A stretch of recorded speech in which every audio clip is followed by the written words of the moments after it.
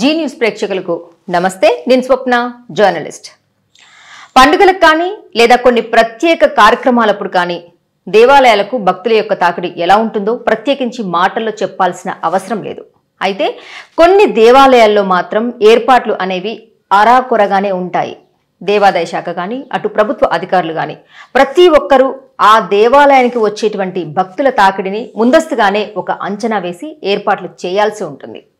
కానీ ఇప్పుడు కొన్ని దేవాలయాల్లో దేవాదాయ శాఖకు సంబంధించిన వారు ఎలా ఉన్నారు అంటే ఆదాయం మీద ఉన్న శ్రద్ధ భక్తుల బాగోగుల మీద ఉండడం లేదు అనే దానికి నిదర్శనమే ఆంధ్ర రాష్ట్రంలోని విశాఖపట్నంలో ఉన్న ఈ సింహాద్రి అప్పన్న స్వామి చందనోత్సవ కార్యక్రమానికి వచ్చిన భక్తులు ఎంతమంది ప్రాణాలను కోల్పోయారో చూస్తే అర్థం చేసుకోవచ్చు. అయితే తిరుపతిలో ఉన్న ఆ వెంకటేశ్వర స్వామి దేవాలయం తర్వాత అంతటి ప్రత్యేకతను కలిగిన దేవాలయంగా ఈ సింహాద్రి అప్పన్న స్వామి దేవాలయం ప్రసిద్ధి చెందింది.